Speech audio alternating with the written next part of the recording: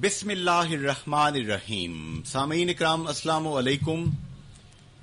Radio health clinic radio health forum with Junaid Ansari میں آج ہمارے ساتھ جو مہمان ہیں ان کے متعلق بہت زیادہ لوگوں کا رسپانس آیا جب ان کا پہلا انٹرویو ریڈیو پاکستان ریڈیو آزاد جموں کشمیر FM 101.4 پہ نشر ہوا چند ہفتے پہلے. برطانیہ سے تشریف لانے والے MRCP degree holder, assistant professor, medicine department, endocrinologist, hormone specialist, Azad Kashmir میں شوگر کے حوالے سے واحد اسپیشلسٹ جو کہ بلڈ فار دس جاب ہیں, میڈ فار دس جاب ہیں, ڈاکٹر سردار شعیب خان سدوزئی صاحب میرے مہمان ہیں. ڈاکٹر صاحب بہت بہت شکریہ آپ کی تشریف آوری کا. بسم اللہ الرحمن الرحیم.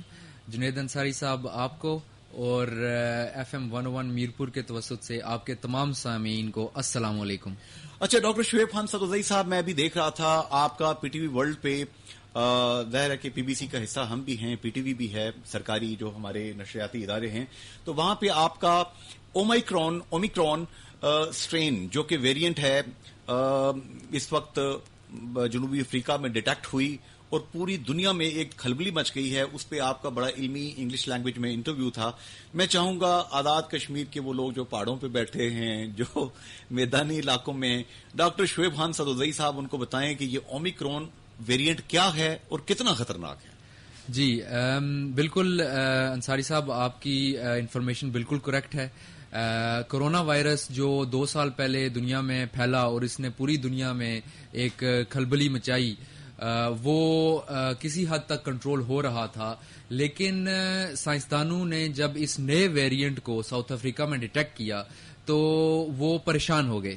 اس کی وجہ یہ تھی کہ اس وائرس نے اپنی شکل تبدیل کی ہے اور اس کے اندر بہت سی ایسی میوٹیشنز آ گئی ہیں جس کی وجہ سے اس وائرس کی شکل تبدیل ہو گئی ہے, اور ہمارے جسم کے اندر جو خلیے ہمیں وائرس کے حملے سے بچاتے ہیں وہ اس نئے وائرس کی نئی شکل کو پہچاننے میں مشکل پیدا ہو رہی ہے ان کے لیے. اس کا نتیجہ یہ نکلتا ہے کہ یہ وائرس یہ صلاحیت رکھتا ہے کہ دوبارہ سے پوری دنیا میں تیزی سے پھیل جائے. وہ لوگ جن کو پہلے سے ویکسین لگ چکی ہے وہ ان کو یہ وائرس دوبارہ سے افیکٹ کر سکتا ہے. وہ لوگ جن کو پہلے سے کورونا وائرس کی انفیکشن ہو چکی ہے ان کو یہ وائرس دوبارہ سے افیکٹ کر سکتا ہے, اور اس کا نقصان یہ ہو سکتا ہے کہ ایک مرتبہ پھر سے کورونا وائرس پوری دنیا میں پھیل جائے اور جو لوگ زیادہ بیمار ہیں, جن کو شوگر ہے یا ان کے رسک فیکٹر زیادہ ہیں, وہ اس وائرس سے زیادہ بیمار ہو سکتے ہیں. تو ڈاکٹر شعیب خان سدوزئی صاحب, آپ اسسٹنٹ پروفیسر ہیں MBBS میڈیکل کالج میرپور میں. ظاہر ہے کہ جتنی ڈائبٹیز کی, شوگر کی OPD ہے سرکاری hospital, regional headquarter hospital Mirpur میں, وہ بھی آپ کے پاس آتی ہے.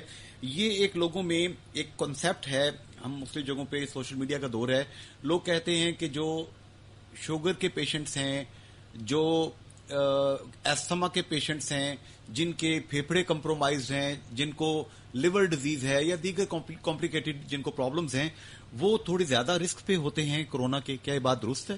جی بالکل انصاری صاحب, یہ وائرس تمام انسانوں کو ایک طرح سے افیکٹ نہیں کرتا. جو لوگ اس میں مختلف رسک فیکٹرز ہیں, سب سے امپورٹنٹ رسک فیکٹر اس میں ایج ہے یا عمر. جی, جس انسان کی عمر جتنی زیادہ ہے اس کا رسک اتنا بڑھ جاتا ہے.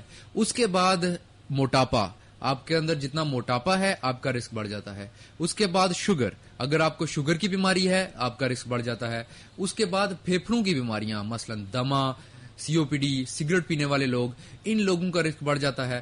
پھر اس کے بعد باقی تمام بیماریاں جن میں گردوں کی بیماریاں آتی ہیں, جگر کی بیماریاں آتی ہیں, جب انسان کو, یا دل کی بیماریاں آتی ہیں, جب انسان کو یہ بیماریاں آتی ہیں تو کسی بھی مشکل سچویشن میں, کسی بھی بیماری میں اس بیماری کے ساتھ لڑائی کرنا یا اس بیماری سے ریکور کرنا مشکل ہو جاتا ہے. صحیح. اور یہ وائرس زیادہ خطرناک ہو جاتا ہے ان لوگوں کے لیے.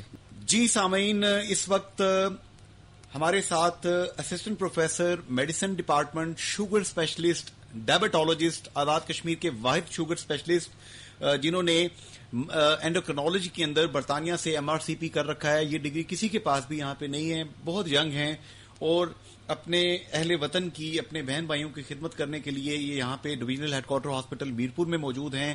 یہاں پہ MBBS میڈیکل کالج میرپور میں بچوں کو پڑھاتے بھی ہیں ڈاکٹر شعیب خان صدرزئی صاحب. اور ہم بات کر رہے ہیں اومیکرون ویریئنٹ، کرونا ویریئنٹ جو اس وقت انڈین ویریئنٹ کے بعد، ڈیلٹا ویریئنٹ کے بعد پوری دنیا کے لیے خطرہ بن چکا ہے. اس پہ گفتگو کر رہے ہیں اور ساتھ ہم شوگر کے حوالے سے بھی سوالات آپ کے لیں گے. میں چاہوں گا کہ یہاں پہ تمام احباب جو کہ آپ کو سن رہے ہیں، ڈاکٹر شعیب خان صدرزئی صاحب اگر ان کو کوئی پیغام دینا چاہتے ہیں. اب ہم سن رہے ہیں کہ انگلینڈ میں کوئی 1 منتھ کا کوئی لاک ڈاؤن لگنے کی بات ہو رہی ہے. ہم سن رہے ہیں نیوزی لینڈ سے لے کر دنیا کے مختلف جو ڈیولپڈ کنٹریز ہیں، جن کو فرسٹ ورلڈ کنٹریز کہتے ہیں، انہوں نے بہت سے ملکوں پہ پابندیاں بھی لگا دی ہیں سفری. پاکستان اور آزاد کشمیر میں ہم کیا کریں؟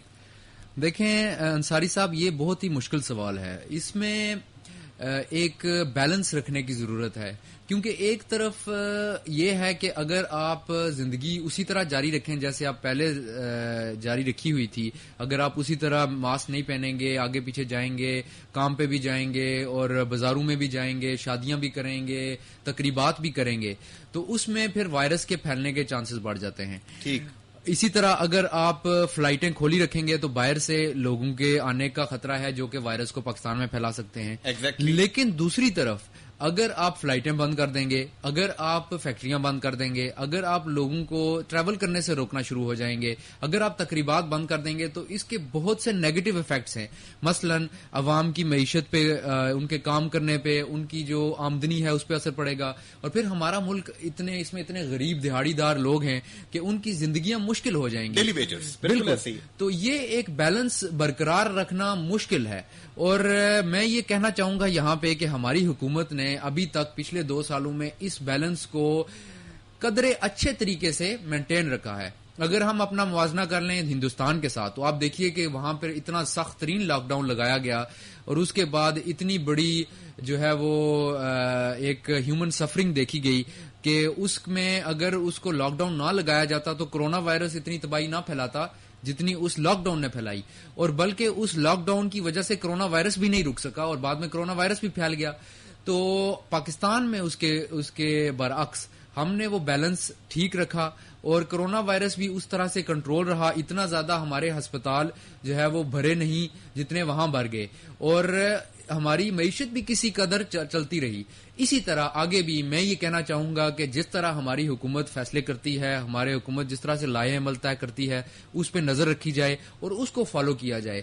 کیونکہ وہ میں سمجھتا ہوں کہ ہم سب سے بہتر جگہ پہ بیٹھے ہیں جہاں پر ان کے پاس سارے جو ہیں وہ اسٹیٹسٹکس، شماریات ان کے پاس آ رہے ہیں، سائنسدان بھی وہاں بیٹھے ہیں اور وہ ہمارے ملک کی اوور آل گراؤنڈ ریالٹی کو بھی سمجھتے ہیں اور میرے خیال میں وہ ہمیں جو گائیڈ لائن دیں گے وہ بہتر رہے گی. اچھا، اس میں ڈاکٹر سردار شعیب خان صدرزئی صاحب، آپ میڈیکل اسپیشلسٹ بھی ہیں، آپ یہاں پہ شوگر اسپیشلسٹ بھی ہیں.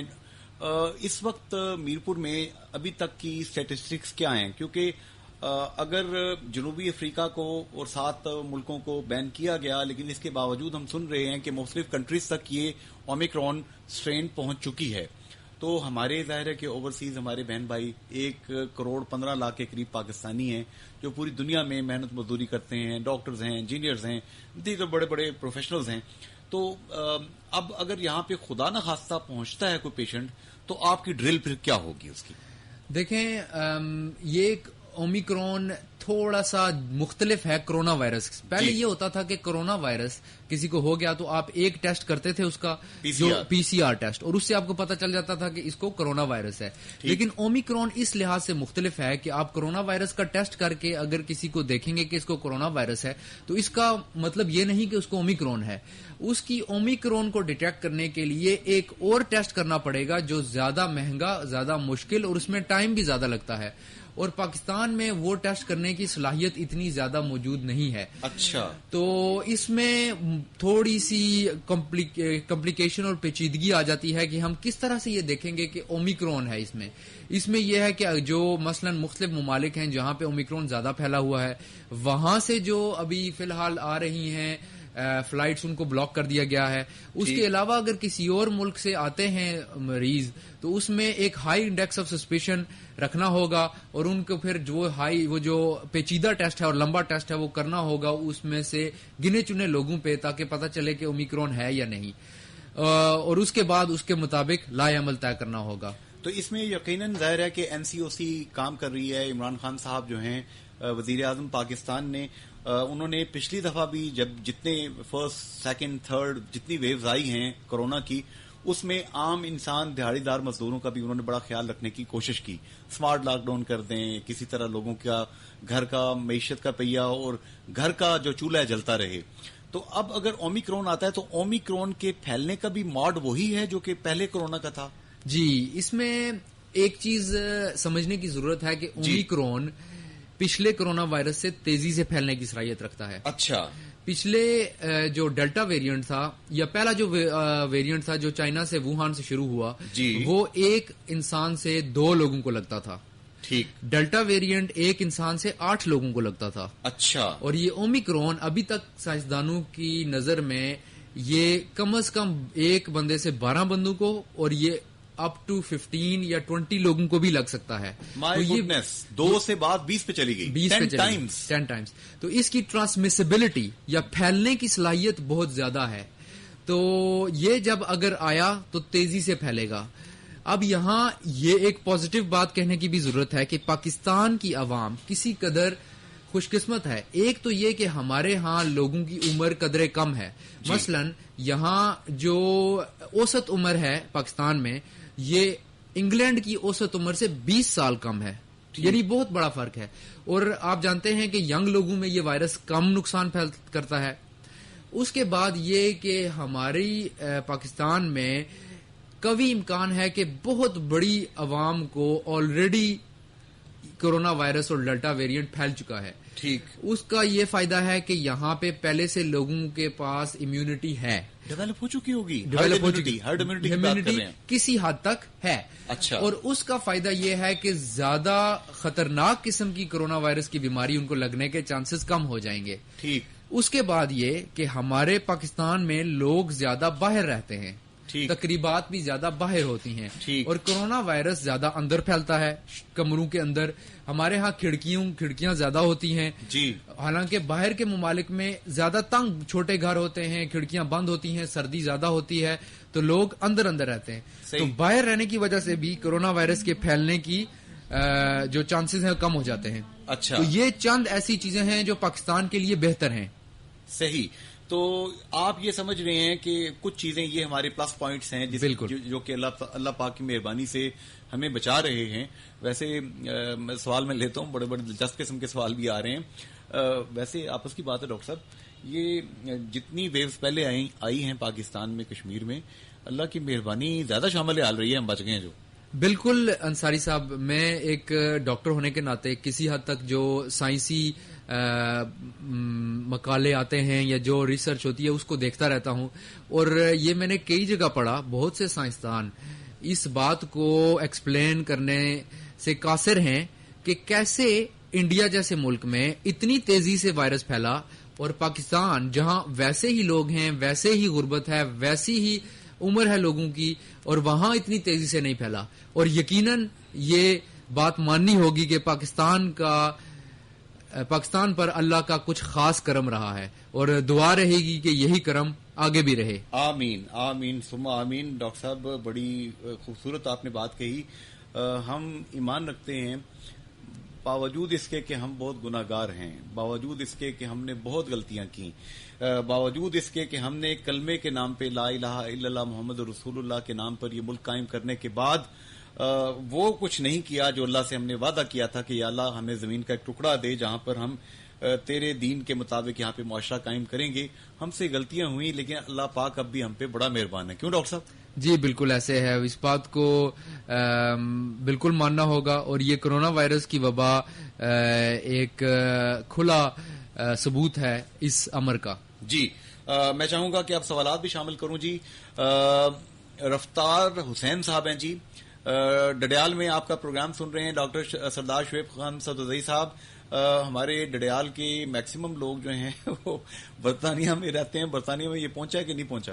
جی بالکل برطانیہ میں پھیل چکا ہے، اور جہاں تک میں نے آخری اسٹیٹسٹکس دیکھے تھے تو 20 سے زیادہ لوگوں کو اومیکرون ڈیٹیکٹ ہوا ہے انگلینڈ میں، اور سائنسدان یہ سمجھتے ہیں کہ یہ اس وائرس کو اومیکرون کو برطانیہ میں روکنا مشکل ہوگا. لیکن برطانیہ کی ایک پازیٹو پوائنٹ یہ ہے کہ ان کی تقریباً 80% عوام مکمل طور پر ویکسینیٹڈ ہے 2 انجیکشن سے، اور 10 سے 20% تک لوگ بوسٹر ڈوز بھی لگا چکے ہیں. یہ بھی لگوا چکے ہیں وہ. ہاں اتنا اہیڈ چل رہے ہیں وہ. بالکل. اور پوری دنیا میں اسرائیل کے بعد میرا خیال ہے انگلینڈ ایک واحد ملک ہے جہاں اتنی زیادہ ویکسینیشن ہے.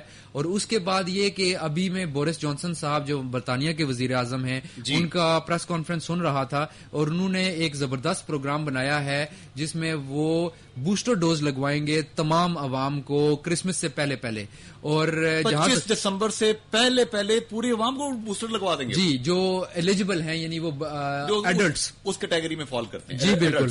اور میں کیونکہ 10 سال NHS میں کام کر کے آیا ہوں، مجھے معلوم ہے کہ NHS کتنا زبردست ادارہ ہے برطانیہ کا، اور مجھے یقین ہے کہ وہ اس میں کامیاب ہو جائیں گے. اور اس سے ایک میں سمجھتا ہوں کہ برطانیہ کے عوام اور وہاں پہ ہمارے پاکستانی میرا خیال ہے اس اومیکرون وائرس سے اتنے بری طرح افیکٹ نہ ہوں شاید. اللہ کرے.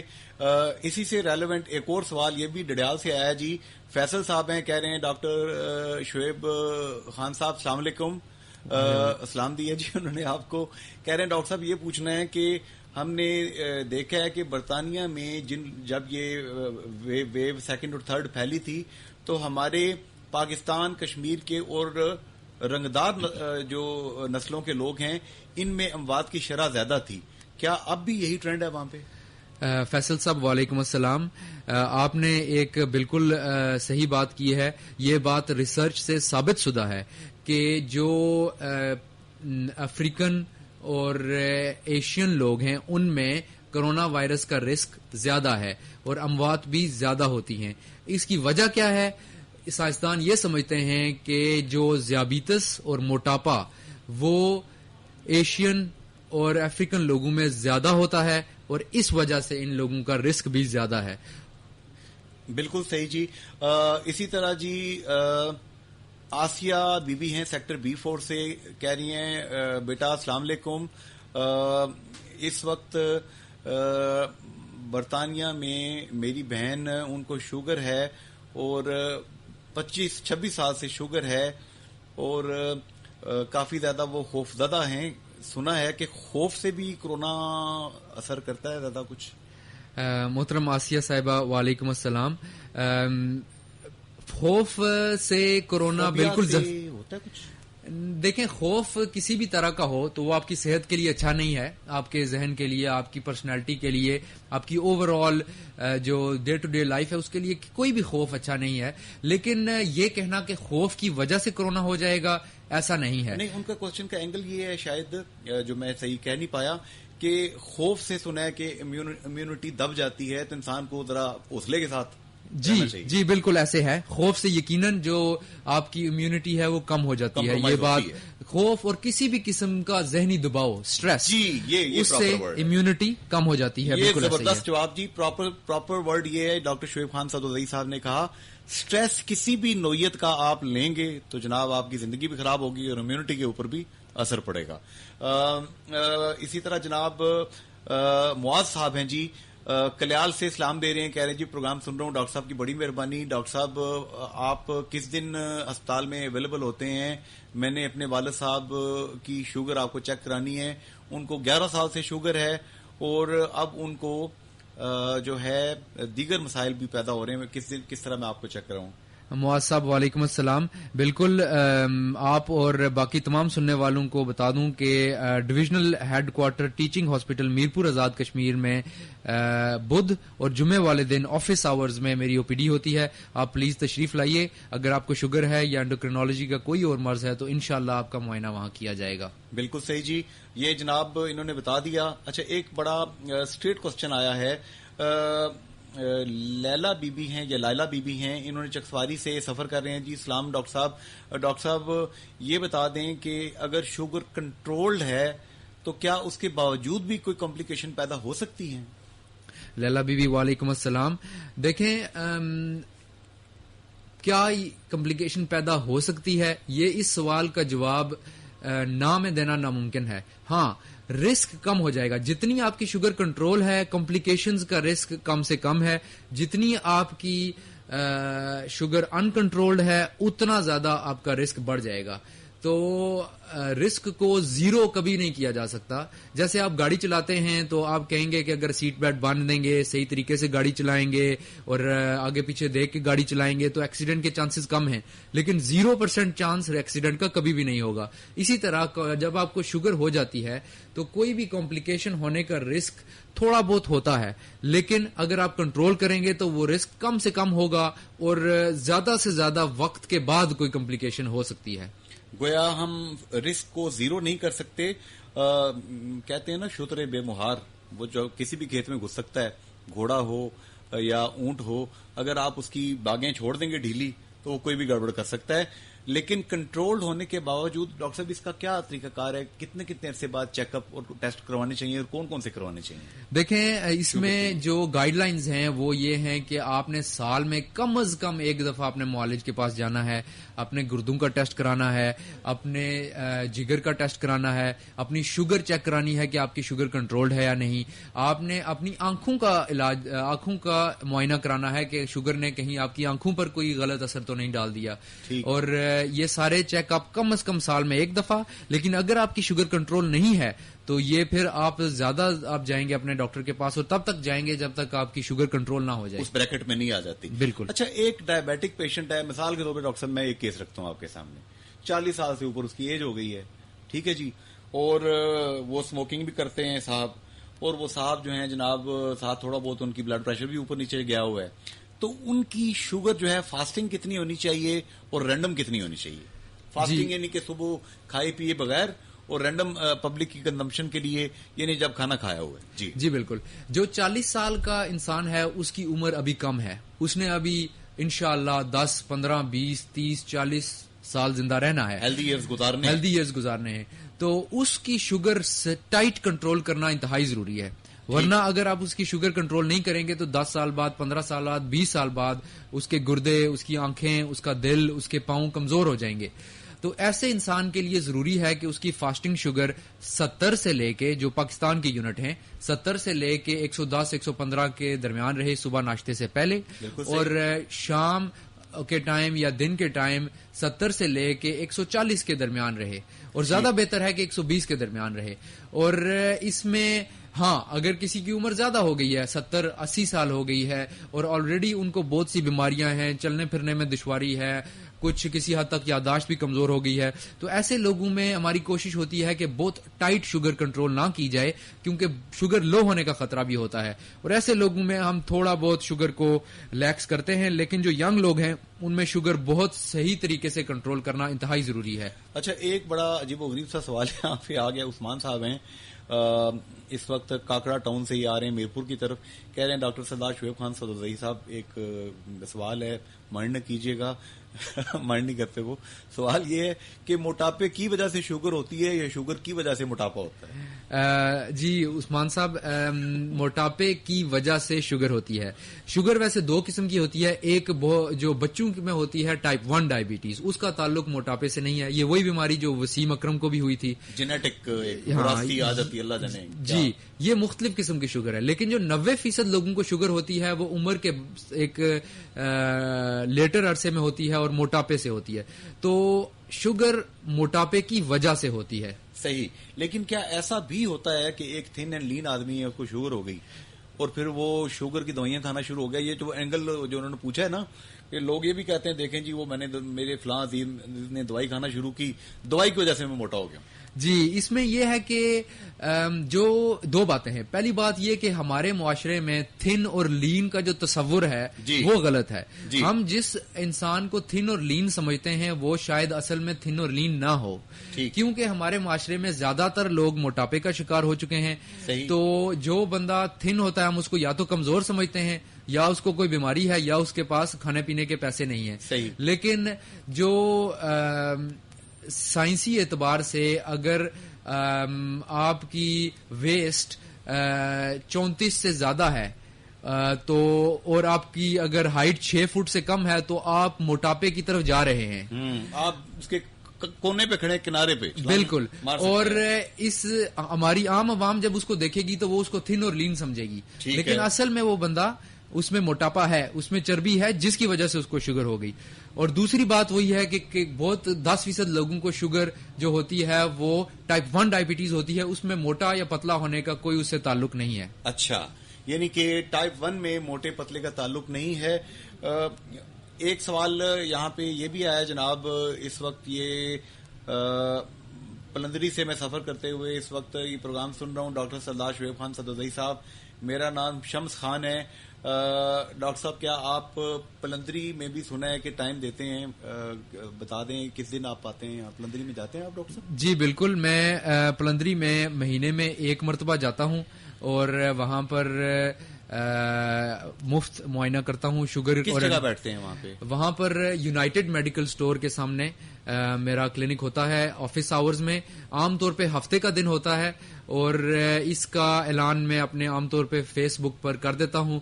اور کل میں جا رہا ہوں پلندری, اور اس کے بعد ہر مہینے میں 1 مرتبہ وہاں جاتا ہوں. ہر مہینے میں 1 دفعہ جاتے ہیں؟ جی بالکل. تو ڈاکٹر صاحب پلندری آنے کی وجہ کیا ہے, اللہ خیر کرے؟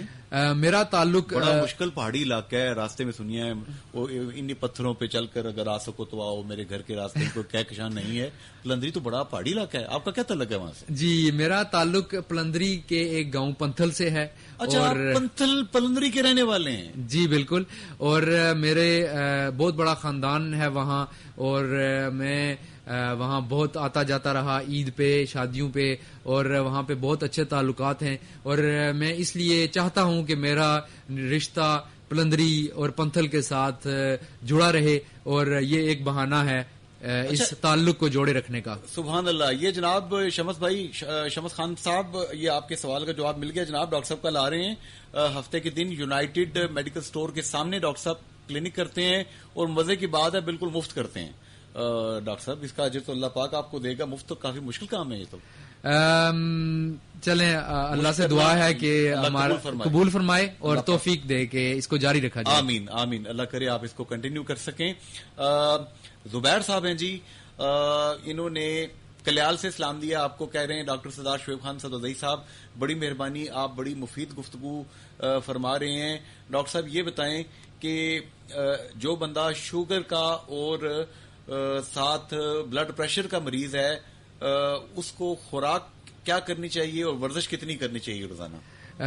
دیکھیں, جہاں تک ورزش کا تعلق ہے تو کم سے کم آدھا گھنٹہ دن میں, ہفتے میں 5 دفعہ, کم سے کم آدھا گھنٹہ ہفتے میں 5 دفعہ واک یا جو ہلکی پھلکی ورزش وہ ضرور کی جائے. اس سے زیادہ اگر کر سکتے ہیں تو بہتر ہے, لیکن کم از کم اتنی ضرور کرنی چاہیے. کم از کم ہفتے میں کتنی؟ ہفتے میں 5 دفعہ آدھا گھنٹہ. آدھا گھنٹہ, ہاں. اور یہ ایک برسک واک ہوگی, آرام آرام سے ہوگی, کتنی ہوگی؟ دیکھیں جس طرح برسک بہتر ہے آرام سے, لیکن اس کا یہ مطلب نہیں کہ آپ آرام سے نہ کریں. اگر آپ چاہتے ہیں کہ آرام سے واک کرنا چاہیں تو وہ اچھا ہے, آہستہ آہستہ آپ کی جو فٹنس ہے وہ بہتر ہو جاتی ہے. تو اگر آپ واک کرتے رہیں, شروع میں آہستہ آہستہ کریں, جب آپ زیادہ مضبوط ہو جائیں تو پھر تیز کرنا شروع کر دیں. اور جہاں تک خوراک کا تعلق ہے تو خوراک میں جو چینی اور کاربوہائیڈریٹس ہے اس کو کم کیا جائے تو بہتر ہے. اس میں جو بیکری کا سامان ہے جس میں کیک, بسکٹ, رس, مٹھائیاں, یہ کاربونیٹڈ بیوریجز, بالکل جوس, کاربونیٹڈ بیوریجز جس طرح آپ نے کہا, شوگری ڈرنکس, ان کو بالکل بند کر دیا جائے. یعنی کہ جتنی بھی پریزروڈ فوڈ ہے مطلب وہ ٹھیک نہیں ہے, بالکل نہیں ہے, وہ آپ کے لیے اچھا نہیں ہے. اس کے علاوہ ہماری جو یہاں کی خوراک ہے اس میں 2 ایسی چیزیں ہیں جو ہم بہت زیادہ استعمال کرتے ہیں اور اس کو کم کرنے کی ضرورت ہے. جی وہ کون کون سی؟ وہ ہے چپاتی اور چاول. اچھا, کیونکہ یہ ہماری اسٹیپل ڈائٹ ہے, لیکن یہ کاربوہائیڈریٹس ہیں اور یہ شوگر میں کنورٹ ہو جاتے ہیں فوراً, اور ان کا گلائسیمک انڈیکس بہت زیادہ ہے اور اس سے فوراً آپ کی شوگر بڑھ جاتی ہے, اور یہ ہمارے موٹاپے کا باعث بنتے ہیں اور شوگر میں کنٹرول کو مشکل کر دیتے ہیں. جی. ان کو کم کیا جائے اور اس کے بجائے آپ مرغی, مچھلی, گوشت, سبزی, فروٹ, دالیں اور اس قسم کی جو دیسی خوراک ہے اس کو زیادہ کریں. دودھ, انڈے, یہ آپ کے لیے بہتر ہیں. پروگرام کا آخری حصہ ڈاکٹر سردار شعیب احمد خان صدوزئی صاحب جو کہ اینڈوکرینولوجسٹ ہیں, شوگر اسپیشلسٹ آزاد کشمیر کے واحد شوگر اسپیشلسٹ ہیں. اس وقت ریڈیو ہیلتھ کلینک میں جنید انصاری میں ہمیں قیمتی وقت آپ دے رہے ہیں, آپ کے سوالوں کے جواب بھی دے رہے ہیں. آپ ان سے سرکاری ہاسپٹل میں DHQ ہاسپٹل میرپور میں کبھی بھی جا کر ان سے چیک اپ کروا سکتے ہیں, اپنا مریض دکھا سکتے ہیں. ڈاکٹر سردار شعیب خان سدوزئی صاحب, آخری 3-4 منٹ ہے, میں چاہوں گا کہ لوگوں کو Omicron corona virus corona variant جو ہے اس حوالے سے سب سے پہلے پیغام دیجیے کہ آپ کا پیغام کیا ہے. دیکھیں, میں یہ کہنا چاہوں گا کہ آپ اس نئے ویریئنٹ کے بارے میں ہوشیار رہیے, لیکن اس سے ڈرنے کی ضرورت نہیں ہے. انشاءاللہ ہماری جو عوام ہے اس نے اس سے پہلے والی کرونا وائرس کی جتنی ویوز ہیں اس کا ڈٹ کر مقابلہ کیا, اور اس میں اپنے ملک کو چلتا رہا معاشی طور پر بھی, اور صحت کے شعبے میں بھی ہمارے ڈاکٹرز, ہمارے ہاسپٹلز ماشاءاللہ ویل اکوپڈ تھے اس سے ڈیل کرنے کے لیے, اور ہمارا اس سے پہلے اچھا ایکسپیرینس ہے. اور انشاءاللہ اللہ نہ کرے اگر یہ وائرس کسی حد تک پھیلتا بھی ہے تو ہمارے ڈاکٹرز, ہمارے ہاسپٹلز اس وبا سے, اس وائرس سے, اس بیماری سے نمٹنے کی پوری صلاحیت رکھتے ہیں انشاءاللہ تعالی. ڈاکٹر صاحب, اب ایک آخری مجھے بات بتا دیں, میں نے سنا ہے کہ آپ میرپور میں ڈائبیٹک فوڈ کلینک ایک سرجن ڈاکٹر پروفیسر ڈاکٹر ریاض صاحب یہاں پہ کرتے تھے. میرے علم میں یہ بات آئی ہے کہ آپ آگے چل کے کچھ ان کے ساتھ مل کر جوائنٹ وینچر کر رہے ہیں سرجری ڈپارٹمنٹ کے ساتھ, اور جیریاٹک ایک جو ہوتی ہے شوگر ڈائبٹیز جو پریگنینسی کے دوران, اس کے حوالے سے بھی آپ کچھ کر رہے ہیں, ذرا وہ لوگوں کو بتا دیں. جی بالکل, شوگر ایک ایسی بیماری ہے جو ہر دوسری بیماری کے ساتھ لنکڈ ہو جاتی ہے, اور اسی طرح اگر شوگر اللہ نہ کرے پریگننسی کے دوران عورتوں کو ہو جائے تو اس کا بہت برا ایفیکٹ نکل سکتا ہے ماں کے لیے اور بچے کے لیے, اور ان 9 مہینوں کے درمیان اس شوگر کو بہت سختی سے کنٹرول کرنے کی ضرورت رہتی ہے. تو اس کے لیے الحمدللہ ہم نے divisional head quarter teaching hospital Mirpur میں سوموار اور جمعرات کو ایک جسٹیشنل ڈائبٹیز کلینک بھی سٹارٹ کر دیا ہے, اور اس کے بعد اسی طرح جو شوگر ہے وہ آپ کے پاؤں میں بھی مسائل پیدا کر سکتی ہے. ڈائبیٹک فوٹ ڈیزیز, پاؤں کے زخم بن جاتے ہیں جو آہستہ ہیل نہیں ہوتے, اور اللہ نہ کرے ایمپوٹیشن یا کاٹنے تک نوبت آ سکتی ہے. تو اس کی مینجمنٹ بھی ایک جوائنٹ مینجمنٹ کرنے کی ضرورت ہوتی ہے, اور اس کے لیے بھی ابھی ہم انشاءاللہ اس پر کام کریں گے کہ جو ہمارے سرجری کے کولیگز ہیں ان کے ساتھ مل کر کسی طرح ان مریضوں کا علاج کیا جائے انشاءاللہ.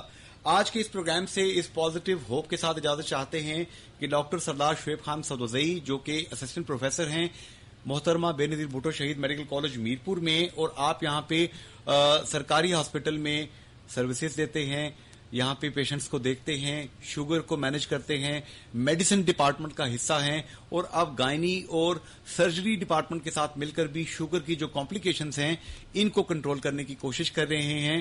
آپ ان تک پہنچیں گے, ان کا وہ علم جو کہ ماڈرن علم ہے, جو کہ آج کے ایج کا علم ہے, اس علم سے آپ اپنی بیماریوں کو کنٹرول کریں گے اور صحت مند زندگی گزارنے کی کوشش کریں گے.